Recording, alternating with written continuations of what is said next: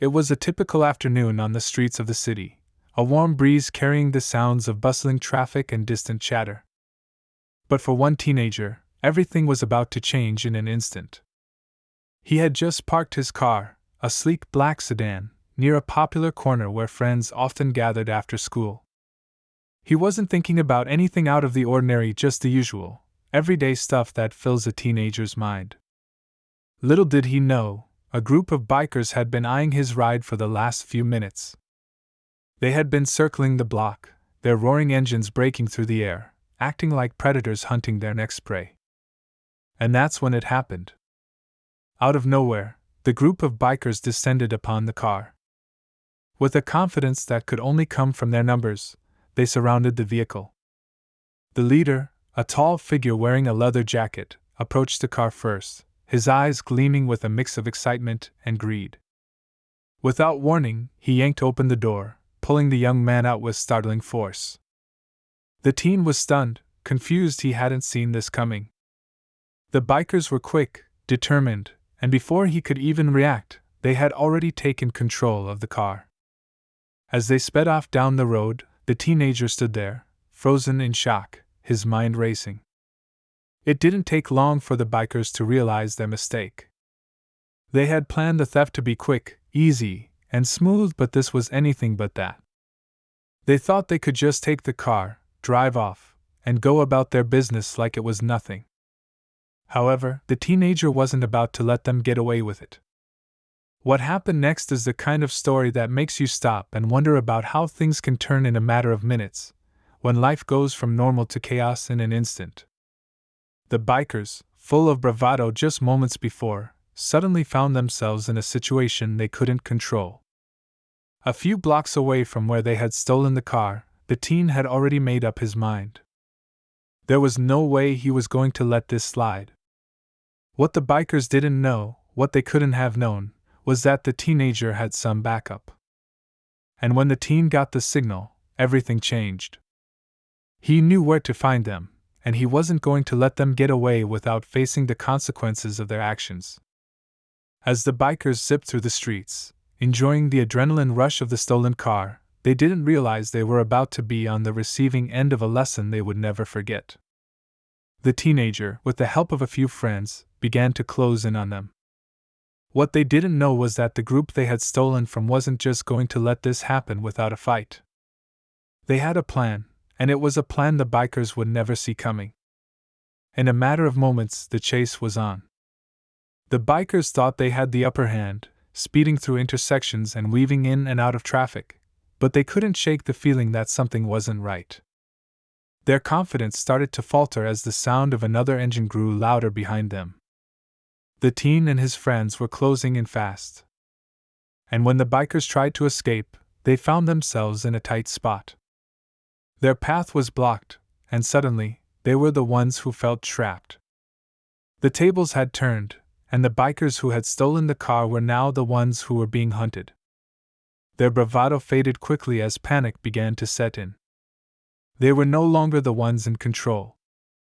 What followed was a moment of pure desperation for the bikers. They were no longer the confident criminals who thought they could take whatever they wanted. Instead, they were begging for mercy, pleading with the teen and his friends to let them go. The fear in their voices was unmistakable. The very people they had thought of as easy prey were now the ones holding all the power. What happens next? How does the story end? The bikers thought they were in charge, but now they found themselves at the mercy of someone they never expected to stand up to them. Would they be let off the hook, or would they face the consequences of their actions? One thing was certain, the teenager's life would never be the same again. As the bikers' frantic cries for mercy echoed through the empty street, the teenager stood there, his heart pounding in his chest. He didn't quite know how things had escalated so quickly.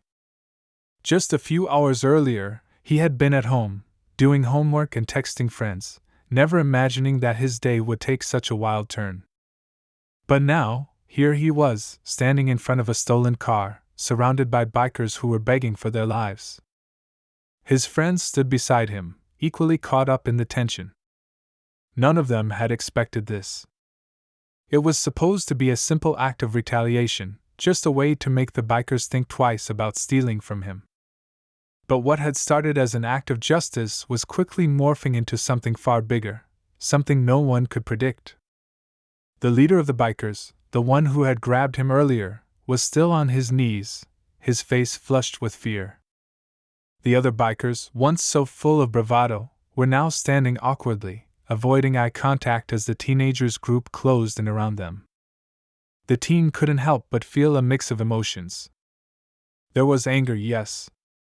He had every right to be angry.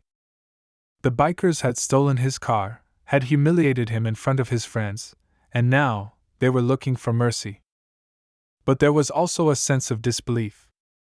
How had they gotten themselves into this situation? How had everything spiraled so out of control? Behind him, his friends were whispering among themselves, trying to figure out what to do next. They were all aware of the stakes. If they let the bikers go, what message would that send? Would they be back, taking more cars, causing more trouble? But if they didn't let them go, what would be the consequences? The teen knew that retaliation was never a simple thing. It often had a way of escalating, creating a cycle of violence that was hard to break. He glanced at his car, still parked in the middle of the street. The bike gang's laughter and jeers as they had taken it seemed like a distant memory now. The car, which had been so important to him, was just a thing, an object. And yet, the biker's actions had felt so personal. They had violated him, his space, and his sense of security. And now, in the heat of the moment, he realized that it wasn't about the car anymore.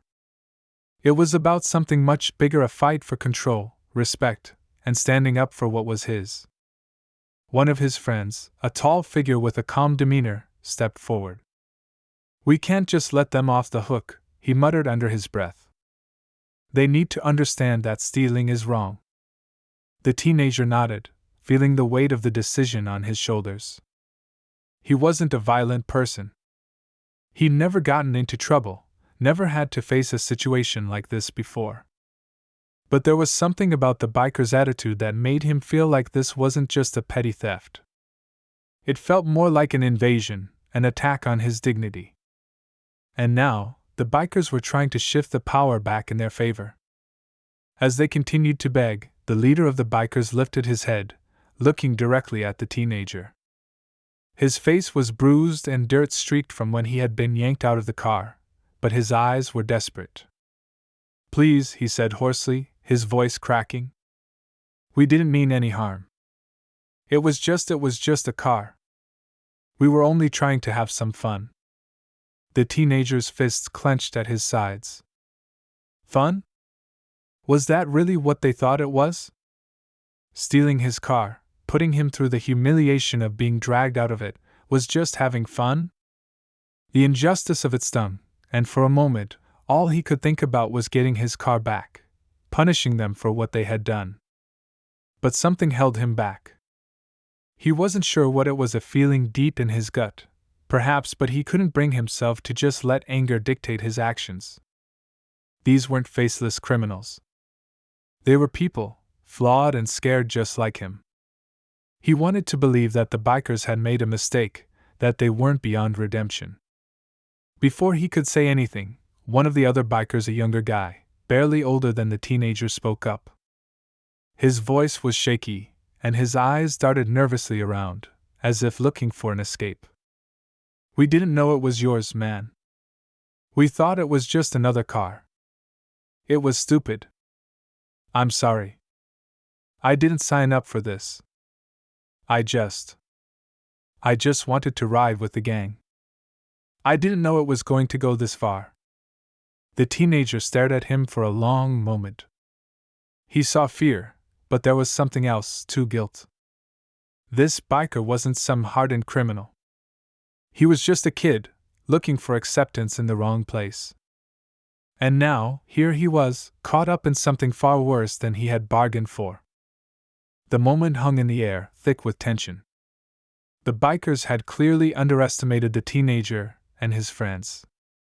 They hadn't expected a confrontation like this, hadn't anticipated that the stolen car would lead to such a high-stakes situation. For a moment, it felt like everything had stopped. The sound of the city seemed to fade away, leaving only the nervous shuffle of feet and the sound of the wind. It was the kind of silence that made your heart race, as if everything was about to break. The teenager found himself wondering if this was the moment where he would have to decide whether to fight back or let it go. Could he really let them go, just because they apologized? Was that enough? A voice from behind him broke the stillness. It was one of his other friends, a girl who had been unusually quiet throughout the entire encounter. "Don't let them go," she said firmly. Her eyes met his, and there was no hesitation in her voice. "They'll come back for more. They'll think they can get away with anything. We can't just let them walk free."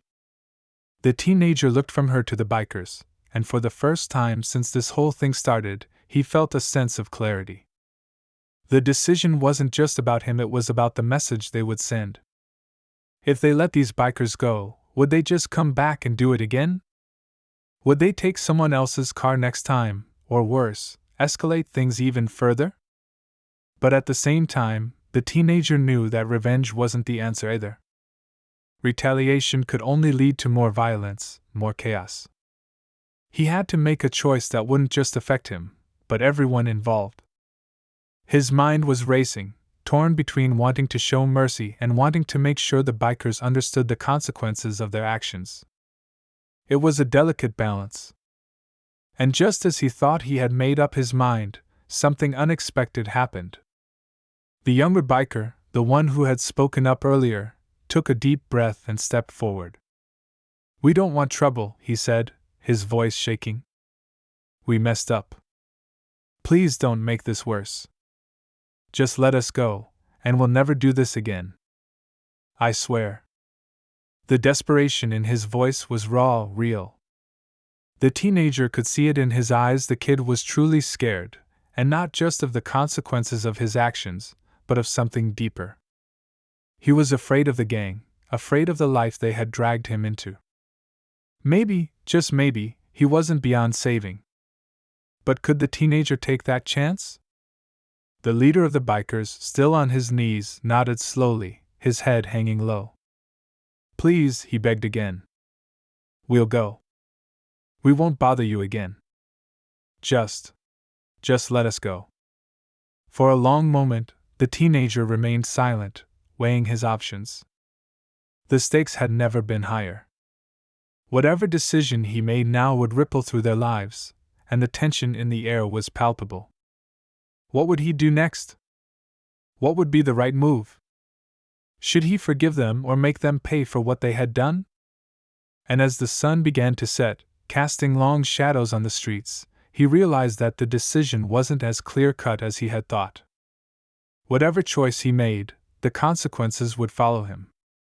The air between the teenager and the bikers was thick with uncertainty, the tension almost unbearable. The sun had dipped lower in the sky, casting long, jagged shadows that seemed to stretch out like fingers ready to grab onto whatever came next. Every minute felt like an eternity. The bikers had pleaded for mercy, their voices desperate and full of regret, but something gnawed at the teenager. Could they really be trusted? Could this moment, this confrontation, just vanish without consequences? His mind spun as his gaze flickered between the bikers. The leader, still kneeling in the street, looked like a broken man. His tough exterior had crumbled, leaving behind a desperate figure, beaten not just by the confrontation but by his own choices. The younger biker, the one who had spoken up earlier, was now standing with his head lowered, eyes filled with a mix of guilt and fear. He wasn't looking for an easy out anymore, he was hoping, praying, for a chance to change. But the teenager couldn't shake the doubt in his mind. They had stolen his car. They had dragged him out of it in front of his friends. They had broken his trust, his sense of safety. Could he really just let them walk away with nothing more than an apology? What would that say about him? What message would that send to everyone who had ever crossed him, taken something from him, or wronged him? The group of friends behind him were still standing quietly, watching him for any sign of what he would do next. The silence felt deafening, as if the entire world was holding its breath. His friend, the one who had spoken earlier, shifted uneasily. "We can't just let them go," she repeated, her voice steady but insistent. "If we do, we're telling them it's okay to steal. That it doesn't matter. We can't let them get away with this." The teenager knew she was right. He wasn't the type to back down or let people walk all over him. But what if they had changed? What if, deep down, the bikers really didn't want to live like this anymore? The way they begged it felt different from the usual tough guy act. This wasn't just fear of getting caught. This felt like a true plea for another chance. His mind raced, torn between two extremes. Mercy? Retribution? How could he be sure they wouldn't come back again, that they wouldn't hurt someone else in the future? He wanted to believe they could change, but could he trust that? Could anyone trust someone who had stolen without a second thought? Suddenly, the silence was broken by the rumble of another engine in the distance. The sound of a motorcycle, loud and powerful, cut through the air, growing louder with each passing second. The bikers' faces froze, their expressions shifting from fear to uncertainty. The teenager's heart skipped a beat. This wasn't one of his friends. It wasn't anyone they knew. The engine roared closer, and then, as if the universe was playing some cruel joke, the motorcycle screeched to a halt just behind the group. The bikers visibly tensed. The leader of the gang, still kneeling, looked up with a mix of confusion and dread. The younger biker, his eyes wide, glanced nervously around, as if expecting the worst. And then, a figure stepped off the motorcycle, and everything seemed to stop. The new arrival was tall, wearing a black leather jacket with patches the teenager didn't recognize. His face was hidden behind a helmet, but the way he stood tall and unwavering told them all they were dealing with someone who wasn't to be underestimated. The bikers shifted uneasily, as if they recognized the figure or feared him. The tension in the air grew thicker, like an approaching storm. The teenager could feel his heart racing, unsure of what was about to happen. Was this a friend of the bikers? A new player in the game? Or someone who had come to make things even worse? The figure stood there for a long moment, sizing up the situation. Then, in a deep, calm voice, he spoke. "I see you've made a mess of things." The bikers didn't respond, their silence speaking volumes. The teenager stood still, watching the stranger with a mixture of caution and curiosity. Was he here to help, or had things just taken a turn for the worse? The leader of the bikers finally broke the silence. "We didn't mean to cause any trouble.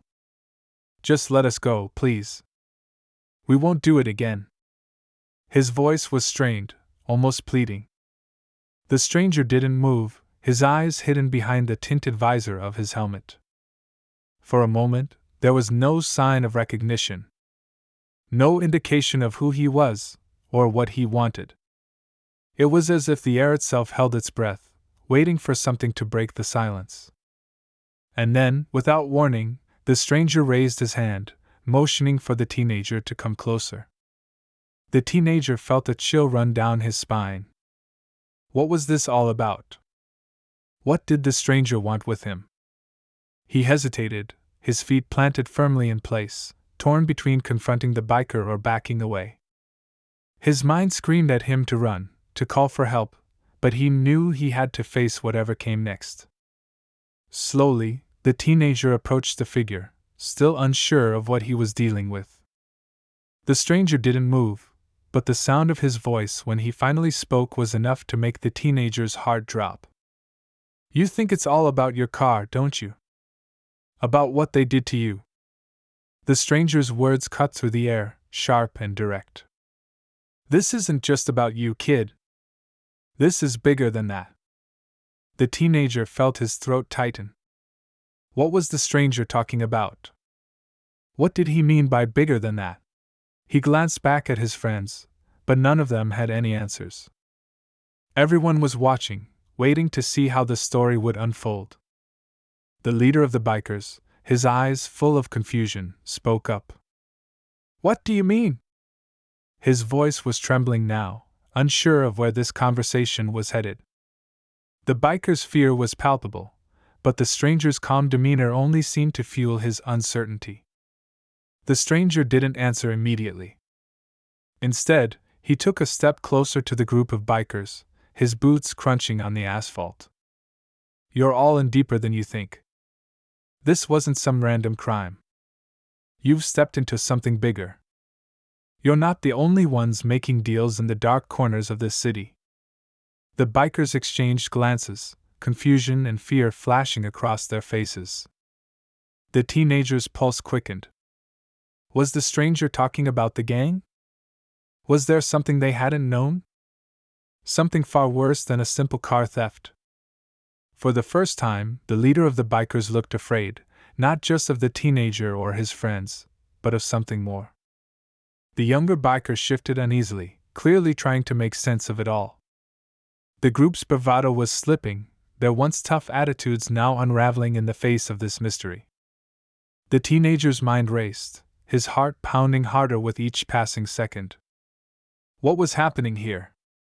Who was this mysterious figure, and what did he know about the bikers? And more importantly, what was going to happen next? As the stranger took another step forward, the air seemed to thicken with uncertainty. Everyone was on edge, waiting for the moment that would change everything. There was no going back now. Whatever decision was made here would have consequences ones none of them could possibly foresee. And as the stranger raised his head, the biker gang watching him, and the teenager standing there, the tension finally reached its peak, threatening to break wide open. The stranger's words hung in the air like a heavy fog, suffocating any hope of clarity. The biker stood frozen, the teenager's heart beating in his throat, unable to make sense of what was unfolding before them. What did he mean by deeper than you think? The question lingered unanswered, but the weight of it pressed down on everyone present. For a moment, the world seemed to stand still, the usual noise of the city muffled, as if the universe itself was holding its breath. And then, just when the tension seemed unbearable, everything shattered in an instant. A loud, sharp sound echoed from behind them, a screeching, twisting noise that could only be the sound of tires peeling out on asphalt. Before anyone could react, a second motorcycle appeared from around the corner, coming at full speed, its engine roaring to life like an angry beast. The biker riding it was dressed in a black helmet, much like the stranger's, but this one moved with an almost unnatural speed and precision. He didn't slow down as he approached. Instead, he shot forward with a fierce intensity, his body low on the bike, eyes hidden beneath the visor. The teenager barely had time to process what was happening before the biker swung around them, coming so close it felt as though he would crash right into them. For a split second, time seemed to stretch, as if the whole world was suspended in that moment. The newcomer didn't just zoom by, they swerved, hitting the brakes hard and spinning the motorcycle to a perfect, controlled stop right in front of the group. The screech of tires was deafening, the sound of rubber on asphalt like a warning bell ringing out in the quiet street. The air thickened with uncertainty, and the teenagers exchanged looks, confusion clouding their faces. The stranger who had been standing before them, the one with the cryptic words and mysterious demeanor, seemed unfazed by the sudden appearance of this new rider. But the bikers? Their eyes widened, their faces drained of color. The leader's posture slumped even further, as if the arrival of this new player had shattered whatever resolve he had left. The biker on the new motorcycle didn't waste a moment. He swung off the bike with a fluid motion, his boots hitting the pavement with an almost predatory certainty. Unlike the others, he didn't waste time begging or pleading. Instead, he took one long stride forward and addressed the stranger, his voice low, but filled with a dangerous calm. "You're late," he said simply, as if he had been expecting him all along. The stranger didn't flinch. Instead, he took a step back, his gaze never leaving the new arrival. "I wasn't aware you'd be here," he replied, his voice colder now, a noticeable edge to it. For a moment, no one spoke. The tension was so thick that even the smallest movement could break it. The bikers, who had moments ago been on their knees begging for mercy, now looked like animals caught in a trap, too terrified to make a move. The teenager and his friends exchanged confused glances, unsure of what to make of the interaction unfolding before them. Then, just as the stranger and the new biker seemed to reach some silent understanding, another figure emerged from the shadows at the far end of the street. This one, however, was different. This wasn't a biker. This wasn't someone clad in leather and tattoos. It was a man, dressed in a suit, his expression calm but his presence unsettling. His dark eyes scanned the scene like he had orchestrated every detail. The teenager could feel the hairs on the back of his neck stand up as the man approached, his strides purposeful and controlled. The new arrival, the one in the suit, walked up to the stranger and the biker with barely a glance at the frightened group of bikers now standing still as statues. He didn't even acknowledge them. He was here for something far more important. When he finally spoke, his voice was smooth, but it carried an undeniable power. "I assume you know who I am?" he asked, his gaze shifting between the two bikers. The stranger and the other biker said nothing, but their tense stances spoke volumes. The moment that followed seemed to stretch on forever. The man in the suit was calm, too calm, like someone who had everything under control, no matter how bad things got. The leader of the bikers, still kneeling, looked back and forth between the three figures, as if trying to gauge what was happening. Then the man in the suit turned his attention to the teenager and his friends.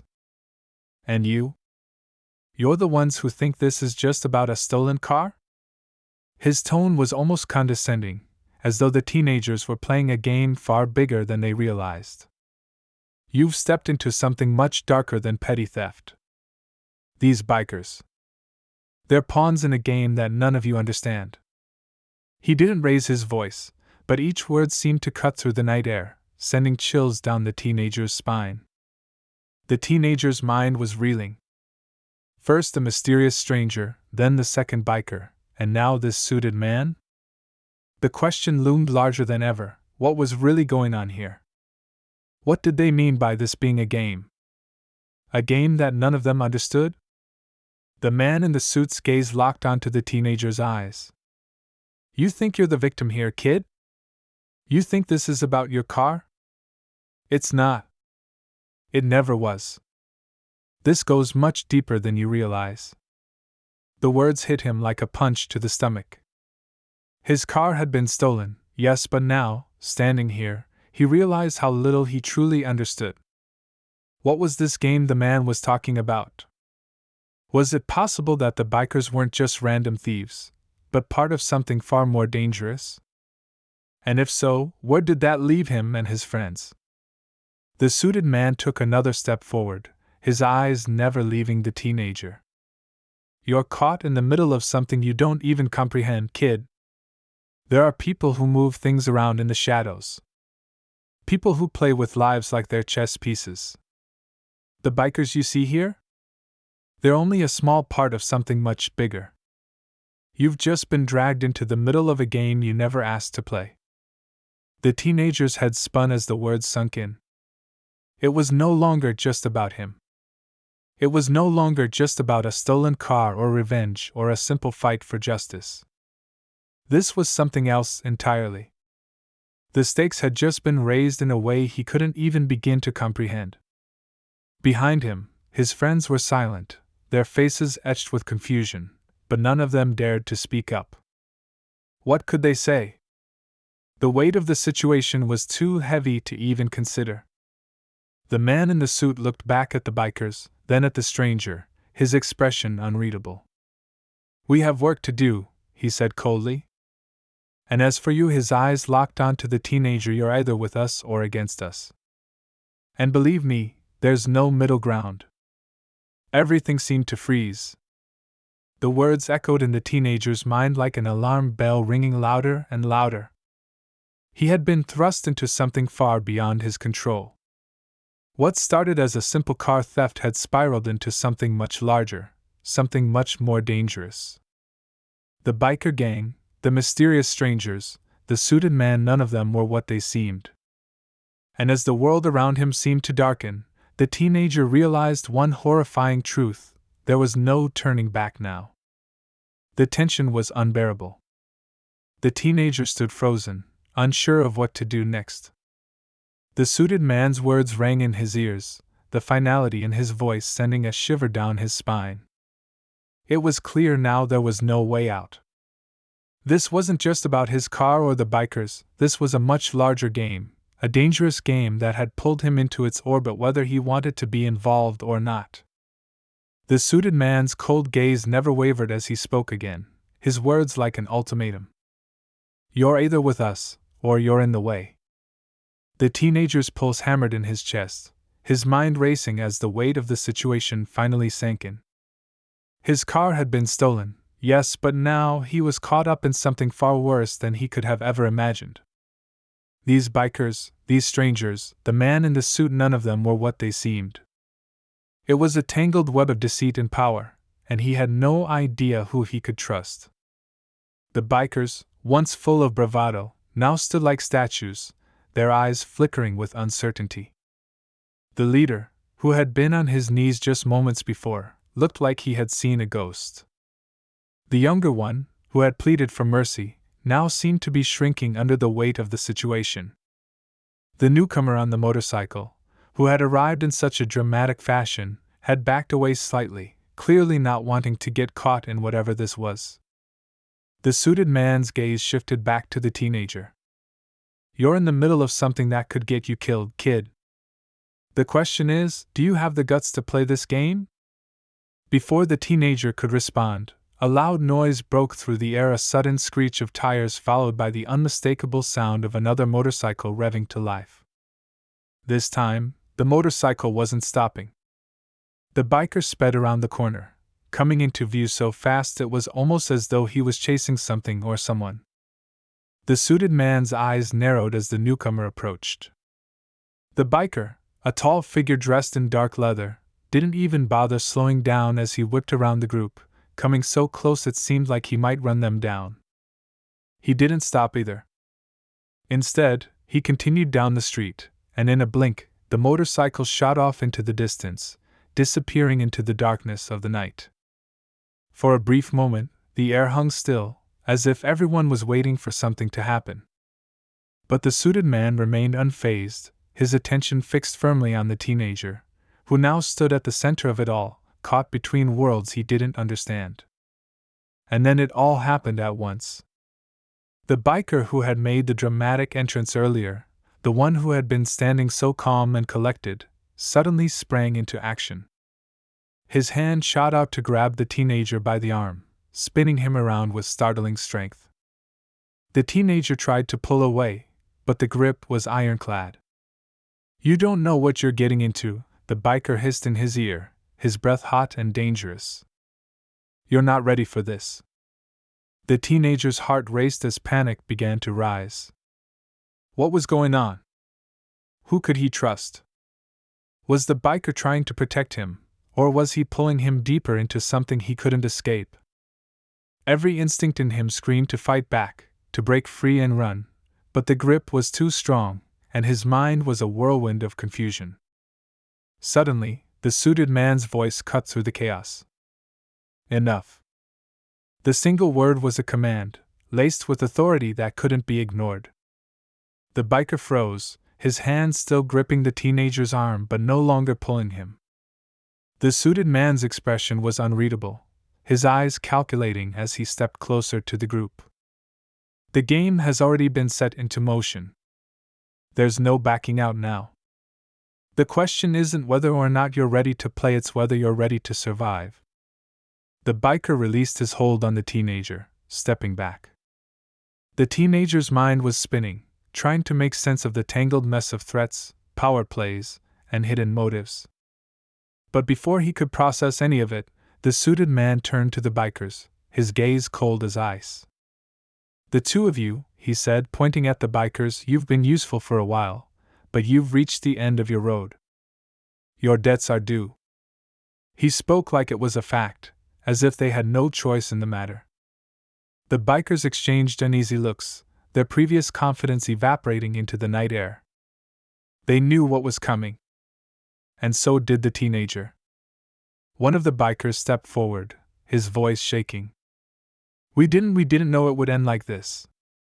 We just wanted out. His eyes were desperate, searching for some way to survive, some way to make things right. But the suited man only shook his head. You should have thought about that sooner, he said flatly. Now you're part of the price. The air seemed to thicken with dread as the suited man pulled out a small device from his coat pocket, clicking a button.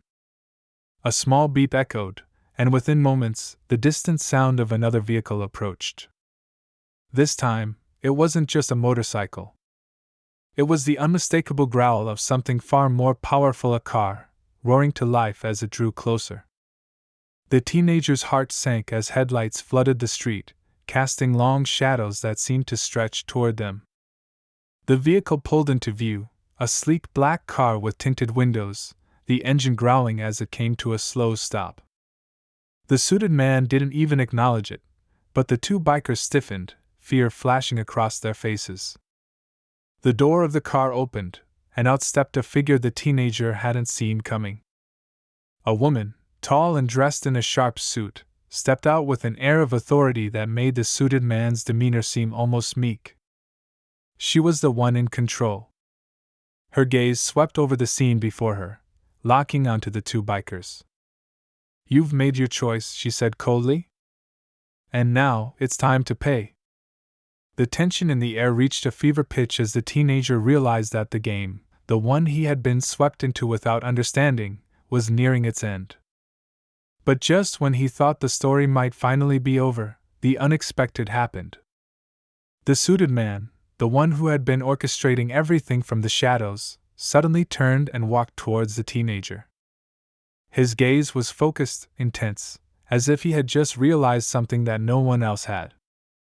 You're not just a pawn, he said quietly, almost to himself. You're the key. Before the teenager could respond, a sharp noise rang out, gunshots, followed by the sound of footsteps rushing toward them. The bikers scattered in a panic, but it was too late. The suited man's plan had already been set into motion, and no one was walking away unscathed. The teenager stood there, surrounded by chaos, no longer certain of who the enemy was or who was on his side. Everything he thought he knew had unraveled. There were no clear winners here, no easy resolutions. He had become a part of something much larger than he could have ever imagined, and now, the consequences were about to play out in ways no one could foresee. The chaos was nearly overwhelming. The gunshots rang out again, their sharp cracks echoing through the street. The sound of rapid footsteps came closer, but the teenager couldn't focus on anything except the strange figure in the suit. This man, the one who had started it all, had now confirmed what he had only hinted at before. The teenager was far more involved in this tangled mess than he had ever imagined. As the suited man moved toward him, the teenager's mind raced. He barely noticed the figure in the black car, the woman who had arrived and stood like an immovable pillar in the middle of all the violence unfolding around them. What was this? How had a simple car theft spiraled into something so much larger? So many questions, and the answers were slipping further and further away. His heart pounded, but his body had frozen. What was he supposed to do now? Run? Fight back? Or just stand there and hope it all made sense eventually? The world felt like it was closing in. The suited man was too close now, his eyes fixed on him with an intensity that made the teenager feel like a deer trapped in the headlights of an oncoming truck. You're the key, the suited man repeated, his voice almost a whisper now, but carrying so much weight. Everything comes down to you. You're the only one who can stop this. The teenager felt a wave of panic wash over him. What are you talking about? What's going on here? His voice was shaking, his words nearly lost in the noise of sirens wailing in the distance. The suited man finally stopped, standing just a few feet away from him. There was no longer any pretense of cold distance. Instead, his expression was grim, as though everything had led to this one moment.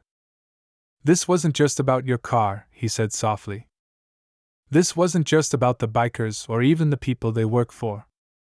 This was about power control over something far bigger than you or anyone could realize." The teenager blinked, his mind struggling to catch up. "What power? What are you talking about?" The suited man sighed, glancing around as though the answers were written in the air around them. "The people behind this whole operation, the ones controlling the bikers, the ones pulling strings in the shadows, they want chaos. They want confusion. The car, the one you're missing, it's a key, a symbol. It has information that's crucial to them. You don't realize it, but you've been holding on to something they've been searching for." The words felt like a punch in the stomach. Information? About what? The teenager had no idea what the suited man was talking about. All he knew was that he'd had his car stolen, and now he was standing in the middle of a street, surrounded by people who seemed like they were playing some twisted game with his life. "Your car," the suited man continued, "it was never just about getting away with a theft. It was about getting something far more valuable, something that couldn't fall into the wrong hands." The teenager swallowed hard. He had no idea what this man was talking about. A car wasn't supposed to be important in this way. It was just a car.